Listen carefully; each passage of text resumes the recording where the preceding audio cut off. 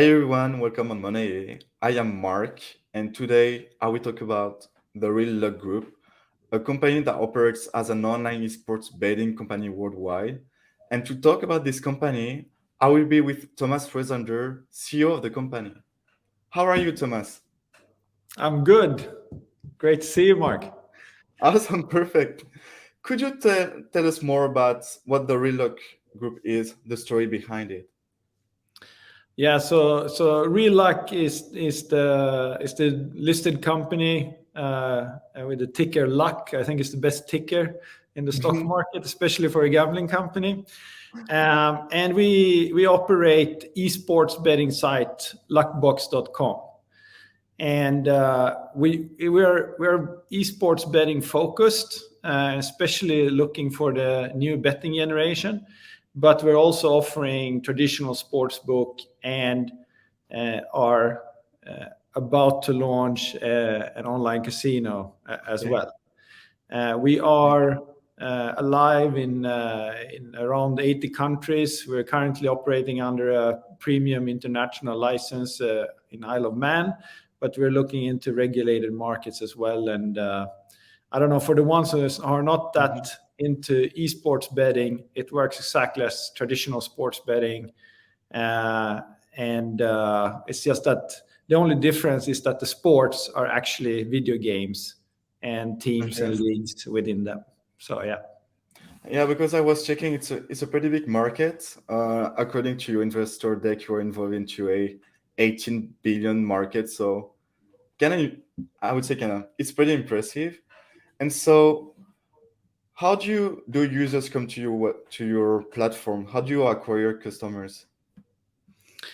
Yeah, so we have two strategies for this. One is a traditional below the line marketing strategy used in online gambling for quite a while, which is a very evolved market and industry today.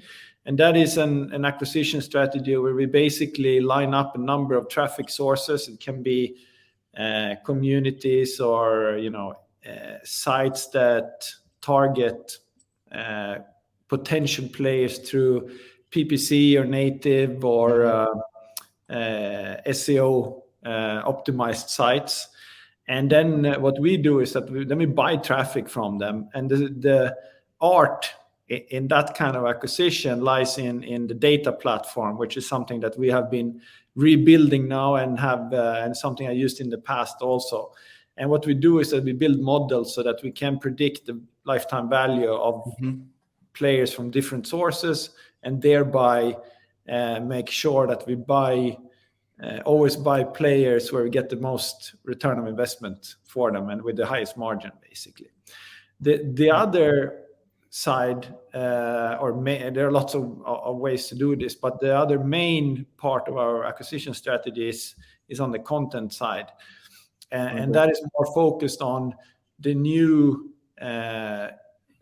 esports potential bettors who are today, there's a lot of them. There are communities around the world with millions of members, and they are not as evolved as they are, searching for casino bonuses or something like that. They're more interested in their game and talking about the game and so on. So you have to have a completely different strategy, and you have to have a content behind you that really appeals to them and talk more about, communicate with them in their way, rather than the classic way that we're used to it from iGaming.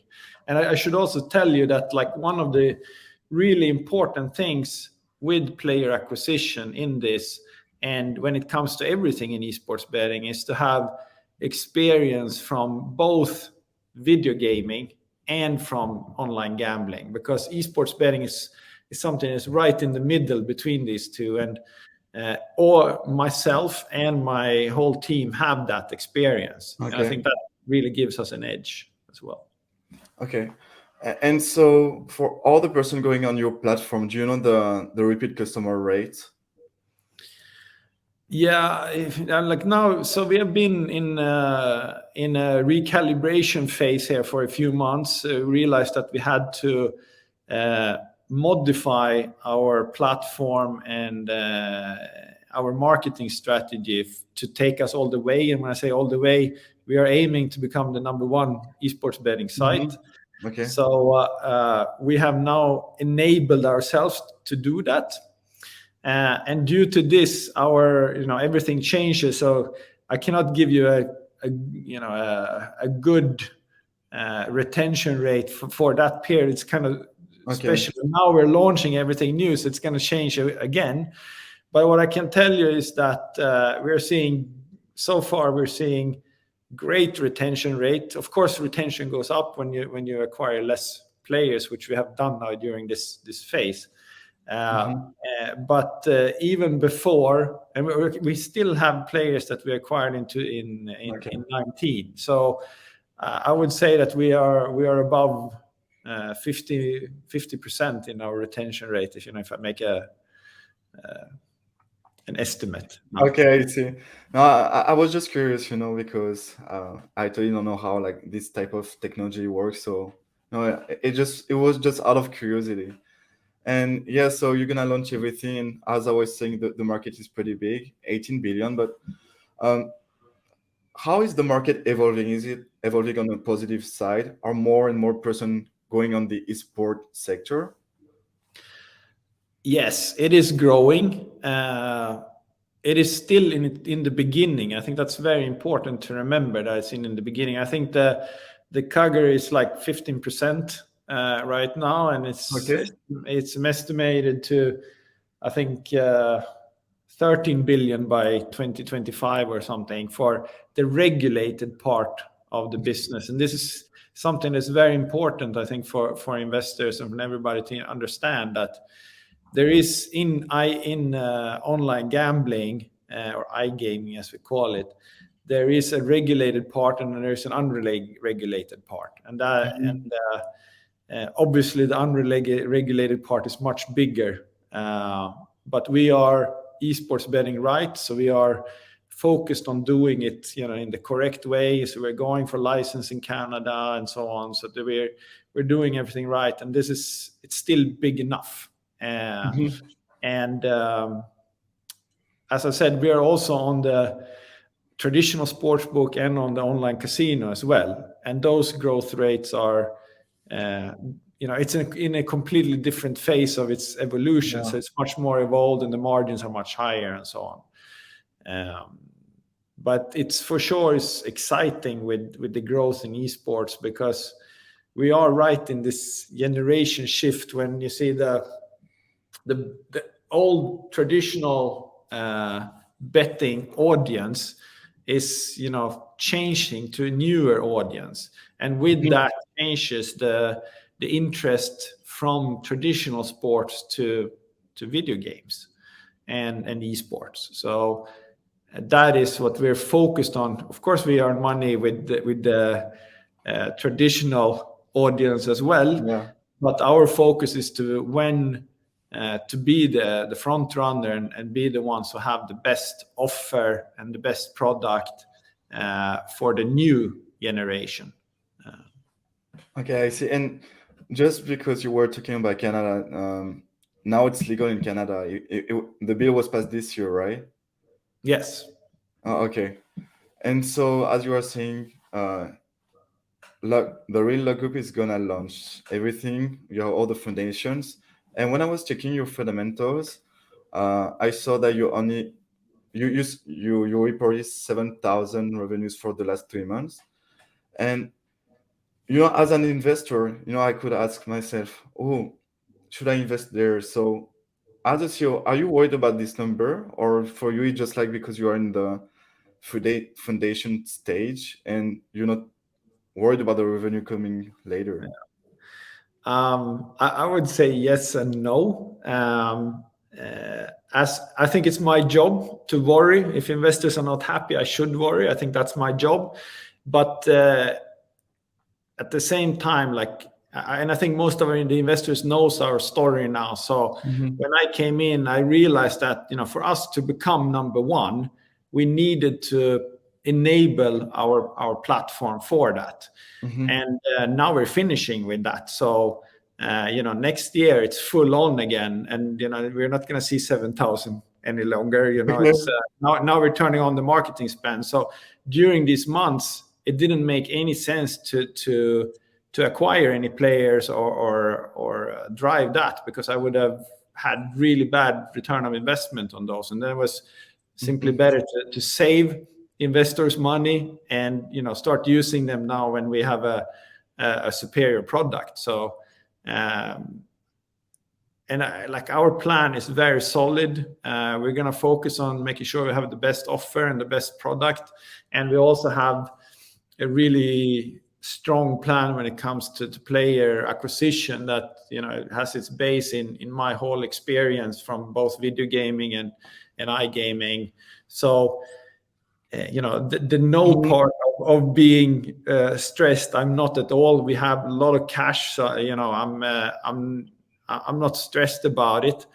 I should be worried if shareholders are worried, but I'm very confident in our plan, and it's really now it's going to start. Like, we've been idling, so of course we haven't earned any money, but trust me, it's going to change as soon as we come in. Sure. I just wanted to ask this question because I like roaming around different investor boards, and when it came to Luck, the main, I would say, how do you say, people were worried about the fact that they only had 7K. So I really wanted to ask this question and asking for more explanation about it. This way, investor won't have to be worried about it anymore. And when you were talking about 15 million cash, so how do you plan to use this cash? Is it just based on doing operations, as long as you don't have that much revenue, this way you're not worried? Or how do you plan to do it? So we have a base run rate, monthly run rate on what it costs to run this company, and that is a little bit below 2 million a quarter. Okay. So we have plenty of runway, and in that cost is everything, including developing new products, which we're doing, and and now we're done with the plumbing, so everything that we develop from now on is going to be proper innovation, and that's what we have prepared for. The money is going to be used for marketing, and with marketing, I'm not going to go and sponsor Formula One team or something like that. In my last project, which was an online casino that we started with $300,000, and in 2 years we were doing 80 million euros in net gaming revenue. We didn't think about doing above the line marketing, so sponsorships and that kind of thing, until we started thinking about it around the 60 million euro mark. And the reason for that is that the strategy we had kind of plateaued, and we saw that conversion could go up. But I know now for a fact that in the beginning, this marketing strategy that I explained to you before, like that, where we buy traffic with the margin, thanks to it's basically data-driven marketing, that takes us pretty far. So that's where the money is going to be focused in the beginning of and probably for the major part of next year. And I expect that to take us pretty far, and but that will mean that our spend will go up. But since it is a data-driven thing, we know our recoup, and we know how much money we're getting back. So it will be it sounds strange, but it's profitable marketing, because we count for everything we spend, and we spend it with the margin. So it will go up, but it's going to show on the bottom line as well. Okay, and because you were talking about marketing, I am curious, where are the biggest markets in the world? In the world, the world is big. It used to be Scandinavia and Northern Europe when I for the major part when I've been in the online casino business. This has changed really rapidly. They're still great markets, but they are not under international licenses. They have their own regulation. meaning that taxes and regulator issues have made other places more attractive for operators like us. Those markets are still interesting, and we will probably go in some of the markets in Europe. Okay. I mean, best markets in the world, that's really hard to say. Germany used to be an amazing market, Okay. but they are also regulating now and coming with limitations that really took away that position for them. So the regulation plays a huge role here. And as you know, Canada is coming state by state. From what I can see so far, and we are in the queue when it comes to Canada, it looks like it's going to be a more business-friendly regulation that still, takes care of the players and so on, which is important for us. So I think that's going to be a good market. The US is also regulating state by state, Okay. so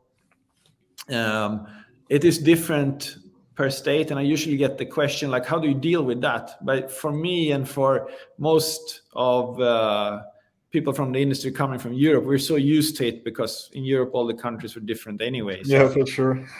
So that's not really an issue. And I think there are a lot of states that have huge potential, and we have a strategy to start making a footprint in the US in the next year as well. Okay. But then if you look the other way and start looking at Asia, there are lots of interesting markets that are very advanced when it comes to esports and so on that we're also looking at. Okay, I see. No, it's just because I am from France, and when I hear about esports, for me, like I hear from I would say an outside ear. I know there's esport, but I just thought it was non-professional, or you couldn't bet on it. So it was just like out of curiosity. Yeah. And I was reading recently, you shared your company shared a statement about the future, and you guys shared a lot of great information. Could we talk about the partnership with Nuvei? I don't know how we pronounce it properly. For Yeah, the Nuvei, Yeah, that's it. Okay. Nuvei, great company or great products for us, but like my philosophy when it comes to partners is that you should use whoever is the best for you at any particular moment. And we try to really apply that across our platform and with all our partners. So I kind of like to have a plug and play approach to what partners we're using. Some partners don't like that because they're scared of being changed for somebody else. But the really good ones, they don't mind because they are the best at what they do. So they don't worry. So it is a good philosophy, I think, and it really gives us an advantage as well. And I mean, Nuvei is a payment provider for us, and a really good one that open up good payment methods in specific markets that we're interested in, and that's why we're using them. We have a lot of other payment providers as well. I think Nuvei stood out in terms of because they made headlines in Canada and so on as well, and they it's been working very well for us working with them. But we use this philosophy, of using whoever is best in a particular market or for a particular thing across the platforms. We use it for data providers, the ones who provides the streams and the data that we build odds on. We try to use as sometimes several and pick whoever is providing the best for a specific game or specific event in a match or so on. So Okay, I see. And also because throughout the interview you've been talking a lot of about the casinos. Sorry. So if we focus on the casinos, how would it work? Let's say instead of people like taking the car going to, I would say, real casino, they just have to go online. Yeah, so a online casino works pretty much as a land-based casino as well. But instead of walking into, I don't know, the Bellagio in Vegas or something, you basically go online, you register and come into our lobby on the site instead, and you're gonna see a lot of different games. You're gonna see, you know, classic slot machines, which is the most popular, you know, and they're popular because the payout is very high. It's you get it's you know 97% or something, so that's why online slots are super popular, and yeah, people love them basically. Okay, I see. But we also have a lot of other games in terms, so you know, the classic blackjack and roulette and so on, and even some games that are like shows where you have real people, you know, spinning a wheel and you can bet on different things. And there are lots of really interesting games. So for everybody who hasn't really seen an online casino, I really recommend that they try, because for a lot of people it really opens up a new world, because you don't have to fly to Vegas. Like you can, I see. you can sit with a real live dealer and friends around the table and do it, and play your blackjack or whatever, you know, and at home, so in your sofa. So that's great. Okay, and because so you're gonna develop casinos as well, you already have the sport platform. So let's say now we're gonna travel through the future, and let's say we're in the year 2026, and we're talking about Luckbox again. Where would you see the company at? Yeah, so I'm in this for the long run. I did my online casinos and sports books, the traditional ones before, and here I saw an opportunity to really build something that can become the best and in a way change the industry, especially on the sports book and the esports betting side. So in 5 years we're gonna be considered the number one esports betting destination, and we're gonna be considered that because we're gonna have the best betting offer, meaning that we have most things to bet on, and most games to bet on, and so on within esports, and we will actually have that much sooner than 5 years. We're probably going to have it very soon in the next year. But you know, it might take a while for everybody to realize that we have that. And the other part is that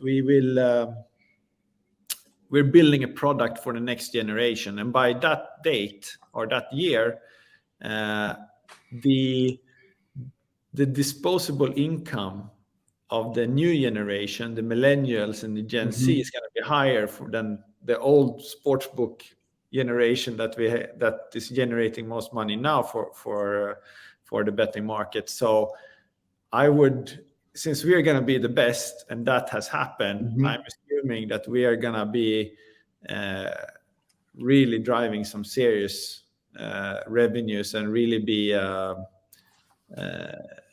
known name in the sports bet or in the online gambling business in general. I don't see how, if somebody buys us or something, that might change. But if we keep going now with the plan we have there, I don't really see any obstacles for that could stop us right now, because the competitors are not really, they don't have a plan for this. They're still focused on the traditional sports and so on. So I really think it's a huge opportunity what's happening now. So that's why I'm doing it. It's so much fun. This is definitely great. I mean, like an emerging company in an emerging sector. What could go wrong, basically, right? Because when we're talking, I can hear like a lot of like motivation, and you look very confident, and so it also makes me ask as well. And I would like to know, like, what motivation drives you every morning, you know, to accomplish big projects? Yeah. So, and I've said it a lot of times. So I've been, I think in video gaming and in online gambling, I probably have like 20 years of experience, and I've seen and built a big part of what are the really big companies today. And I also had success from a financial perspective and a personal perspective during this time. And I was, after my last exit, I've learned that I'm never going to be done. I love to do this. I love to be in this business. So independently on how much money I earn, I'm always going to be in it. But ever since I left EA, and that was 2013, I dreamt about combining video gaming and gambling. I saw the possibilities, and I remember trying to convince EA to go into online gambling. They were a bit scared to do that with their IPs at that time, but I can tell you they're much closer now because things change. But so after my last project, I was considering starting something within esports because like you say that sometimes you have the crystal ball, and this you don't need a crystal ball this time, because everybody can see that the younger generations, what they do. And when I say younger, there's still a lot of people that are in their 30s that also are part of the video gaming generation. And this generation is growing faster than anything else. Like there are 3 billion gamers on the planet right now, and it's growing in rapid pace. And so you don't need a crystal ball to see that whatever is going to dominate everything in the future will have a base in video gaming. And video gaming, when there is something that everybody does, people play the video games, then people start watching video games. We can already see this in statistics. Like there's more people watch people play video games than actually play them. And this show, and then the last step there is that when people are watching sport, they like to bet on it. And the future generations are not gonna like betting less than the past. The only difference, they're probably gonna like it more because it's gonna be much more accessible because it's all online. And so you don't need a crystal ball to see what the largest betting audience that the world has ever seen is on its way. And you don't need a crystal ball to see that. And so I'm as an entrepreneur, you think about like, okay, how do I capitalize on that? And, the answer, and what we're doing with Luckbox is super simple. It's like we take the best monetization tool that the world has ever seen, which is gambling. People love to gamble; they always win. Yeah, definitely. So we combine those two, and that's esports betting, and that really excites me. And I've had ideas for 10 years of how to really do this in detail in terms of product and marketing, and now I'm executing on it, which is super fun. The only thing that I'm not so happy about is that I had to do a little bit of recalibration and plumbing for a few months now. But now we have actually reached that point where now we get to the fun part. So I'm gonna take a little bit of vacation now at Christmas, but then starting in January, it's all full go and on, and then that's when the fun starts and the revenues as well. Well, this is awesome. I just would like to end on this, but I love this saying. I always like to say, "Oh, Rome wasn't made in one day." So, sometimes it takes some time, but once you have the structure, you can go wherever you want. And so, thank you very much for allowing some of your time. I really appreciate talking with you about Luck, and I'm really excited to see where the company will be at in the next year and in the next 5 years. Yeah, no worries. Thanks a lot, Mark. My pleasure. Thank you. Have a great day. You too. Ciao.